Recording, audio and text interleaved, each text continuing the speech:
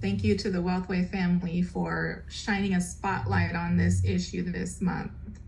Yvette, a few years ago, you and I actually did an interview on a Leadership Live program about this issue. And for those of our audience who didn't have a chance to see that interview, if you could talk a little bit about kind of your background and why this issue is so important to you.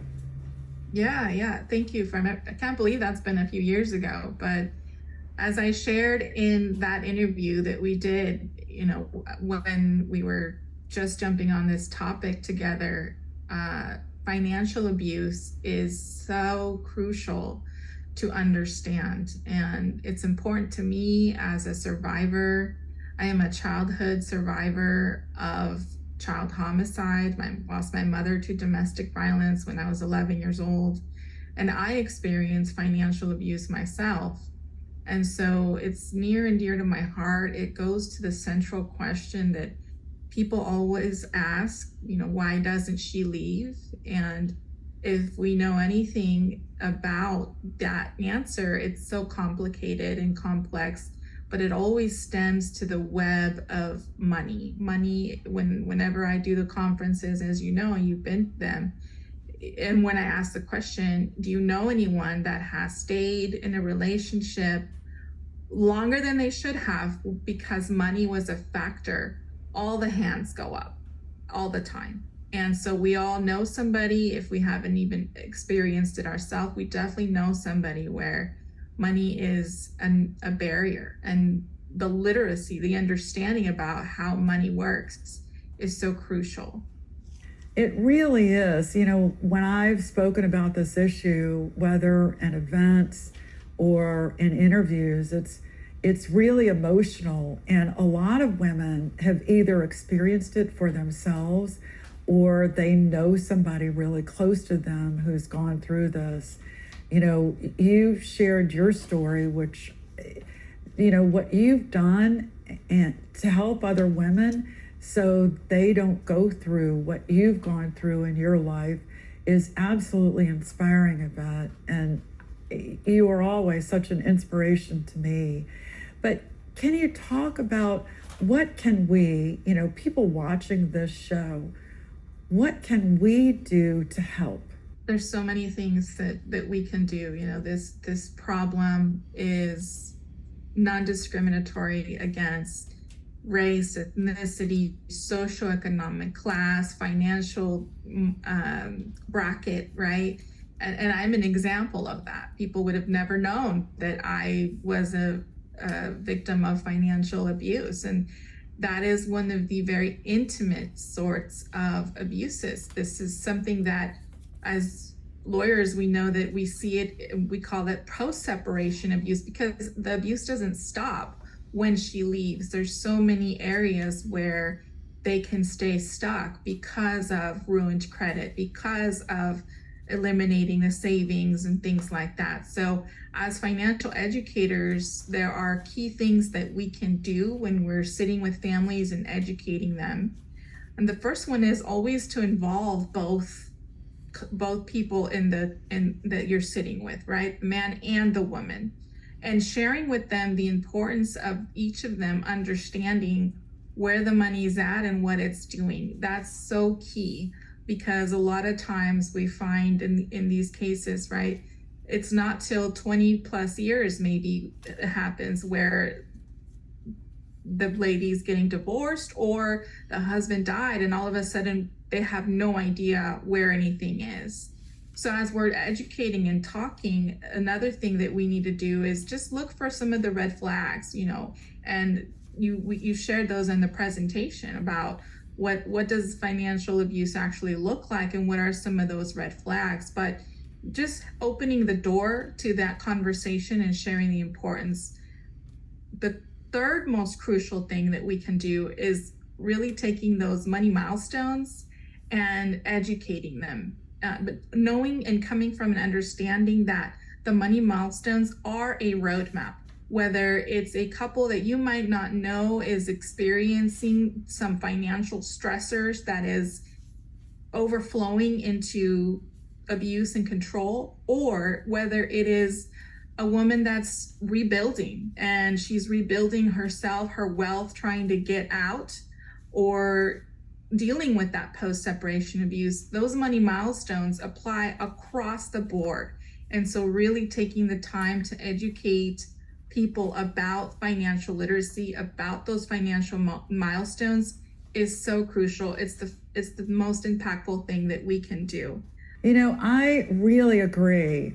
We talk about even in healthy relationships, both members of the couple should be involved in the financial decision making and the family's financial goal setting. And we as financial professionals should make sure that we are addressing the goals and the questions of both members in a couple, not just the person who's taking on maybe primary responsibility. We need to make sure that both people understand the 7 money milestones and are applying them.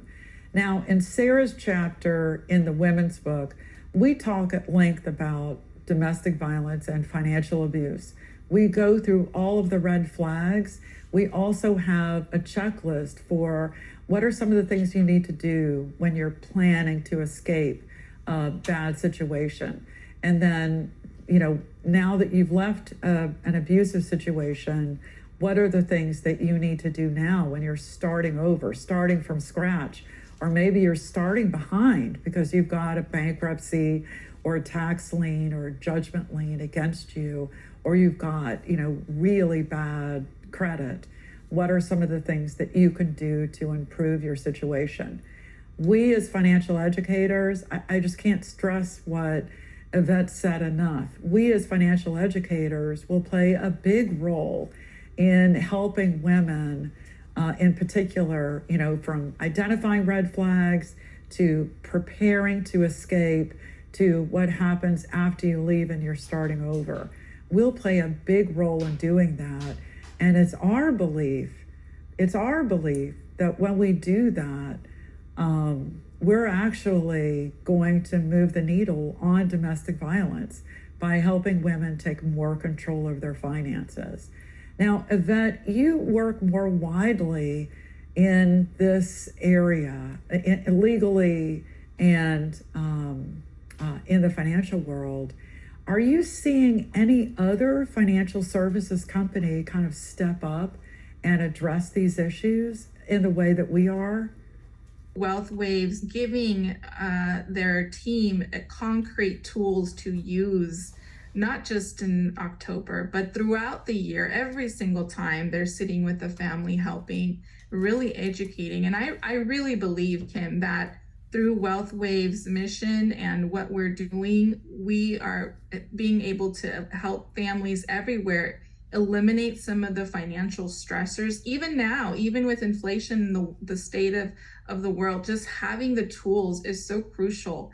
And we know that money is one of the main reasons for divorce. And so we're not only just helping families that are in a pinch or would have goals and dreams, but we're also literally helping families, I believe, rebuild their relationships and strengthen their relationships. And hopefully money won't be a factor that overflows into any kind of abuse and control. So I really believe in our mission, and it's unique that WealthWave is doing it. And I'm just so proud to be a part of this mission. Well, we feel, that we as a financial, company, we've got a responsibility to help these women. If we're talking to everybody and we want to help everybody learn how money works, and 1/4 of women are subject to this, we want to make sure that we are addressing their needs. And unfortunately, it's not, being talked about in the financial services industry, especially in the way that we are. We are actively, we are active participants in the discussion about domestic violence and financial abuse. And I get a lot of requests from different news organizations around the country in September to talk about it in October, because there really aren't many people talking about this issue. Now, Yvette, you are a nationally recognized expert on this issue because it has been something you've been talking about for a very long time. Have you noticed any changes in the conversation? Have you noticed anything new, recently about how people are talking about this or addressing it? Absolutely. Yeah, I think WealthWave has led the charge publicly in a brand new way. I'm definitely noticing that this concept, whereas before it used to be so foreign and really just eye-opening, it's gaining more and more awareness, which is so crucial, again, to eliminating and understanding that question, right? The why doesn't she leave question and judgment and shame that comes with it. It's definitely breaking down barriers and taboos and understanding, not just from a ally perspective of, I have a friend or somebody that I know or myself, but also first responders everywhere, that people that are servicing these women that are needing this specific type of help. It's giving them a much more clearer lens to which understand the complexities behind it. And most importantly, I'm seeing more and more courage coming forward saying, me too, or wow, I didn't know that this is what I was experiencing. It's an actual name. There's an actual term. It's not just my story, but there's so many more women that have experienced a level of financial abuse and are experiencing a level of, that post-separation abuse that we talk about. On a national level, we are now starting to see some laws that have changed that are now going to allow victims to be able to dip into their 401ks and things like that if they want to leave, effective January 1st, 2024. So we are making great strides all throughout, and this is just amazing. Well, it's because of a lot of the hard work that you and other advocates are doing around the country that we're seeing such a positive change. Like you, I've seen a lot more women, very courageous, brave men and women who are willing to share their story and how they got out of it. And by talking about it, we are helping to remove some of that embarrassment and shame and loneliness and isolation that victims and survivors often feel. We are seeing a lot of positive developments in the law. As Yvette mentioned, the laws on 401ks are changing so that victims will have the ability in 2024 to take withdrawals from their 401ks on an emergency basis. We're seeing other laws in states pass that help victims in the workplace so they can't be fired because they're a victim of domestic violence. As so many abusers are trying to, take more control over their victim by getting them fired from their job or preventing them from getting that promotion or improving their career and therefore their finances away from them. So we're seeing a lot of great things happen on the legal side and on the financial side. And we're seeing just a lot of very brave women come out and talk. And Yvette, a lot of this is because of advocates like yourself out there really fighting for the rights of victims and survivors around the country. I really, really applaud your efforts. In the last part of this interview, is there anything you'd like to say to our audience about how they can help, or if there are any victims who are watching this segment?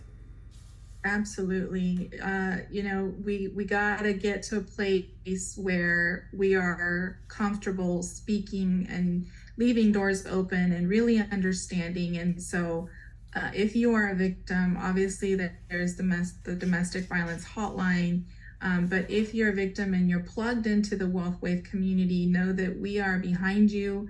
We've got the tools and we're educating everybody in WealthWave to really recognize the red flags and help you get out and rebuild financially, so that you can leave and stay gone once you do, and not have to ever be in that situation again where you stay because of money.